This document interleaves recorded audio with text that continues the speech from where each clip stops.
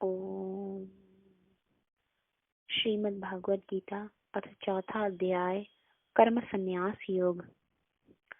इसके उपरांत श्री कृष्ण महाराज बोले, हे अर्जुन, सृष्टि के आदि में यह अविनाशी कर्म योग मैंने विवस्वान को बताया था।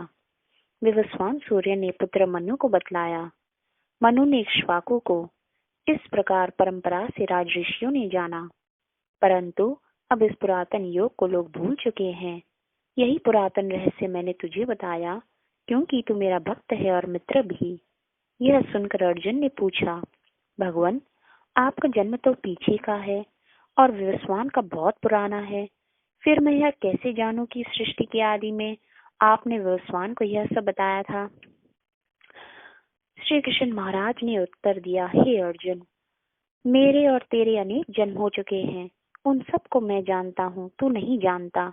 मैं अविनाशी, अजन्मा और सब प्राणियों का अधिष्ठाता होता हुआ भी योग माया द्वारा अपनी प्रकृति को अधीन करके प्रकट होता हूँ।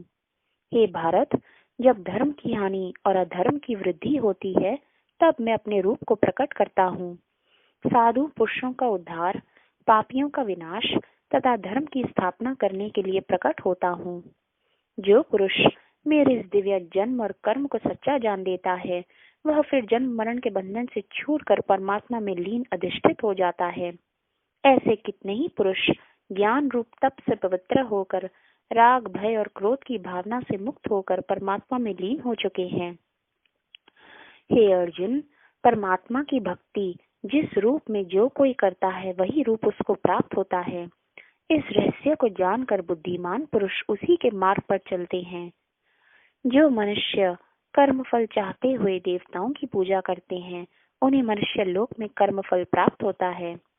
गुण और कर्मों के बंटवारे से ब्राह्मण, क्षत्रिय, वैश्य और शूद्र की रचना को भी अविनाशी अकर्ता परमात्मा की रचना समझ। जो यह जानता है कि परमात्मा को कर्म फल की इच्छा नहीं है, उसे कर्मों का लेप नहीं होता, वह पुरुष भी कर्मों से नहीं बनता। यह समझकर पहले ही पूर्वजों ने कर्म किए हैं, इसलिए तू भी पूर्वजों द्वारा सदा किए हुए कर्मों को इसी प्रकार कर। कर्तव्य कर्म क्या है क्या नहीं, इस विषय में विद्वान पुरुष भी चकरा जाते हैं। मैं तुझे उस कर्म को ऐसे समझा दूंगा कि तू संसार के बंधन से मुक्त हो जाएगा।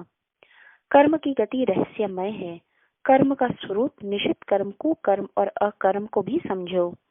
जो पुरुष कर्म को अकर्म अर्थात अहंकार फल कामना रहित कर्म समझता है और इसी प्रकार निष्काम कर्म अर्थात अकर्म को ही कर्म मानता है, वह बुद्धिमान योगी कर्मों को करने वाला है।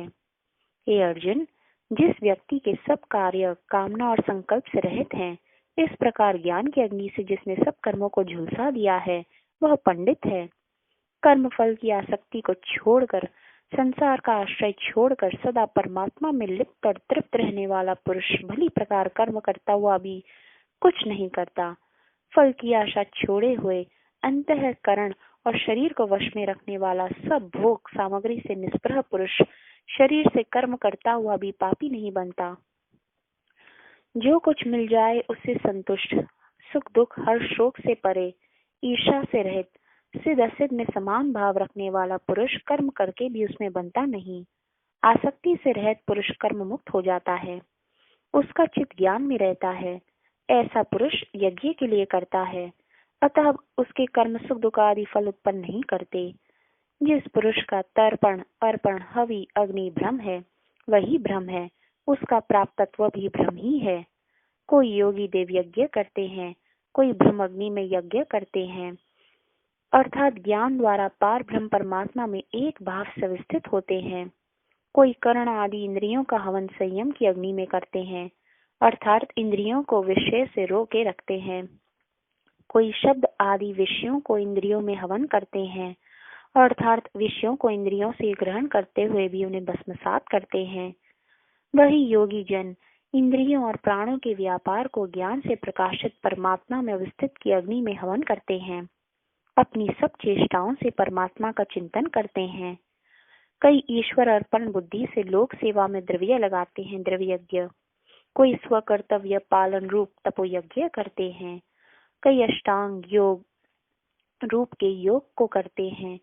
दूसरे तीक्ष्ण व्रत स्वाध्याय ज्ञान यज्ञ के करने वाले हैं। कोई अपान में प्राण वायु और प्राण में अपान वायु, इस प्रकार दोनों की गतियों को रोककर प्राणायाम करते हैं।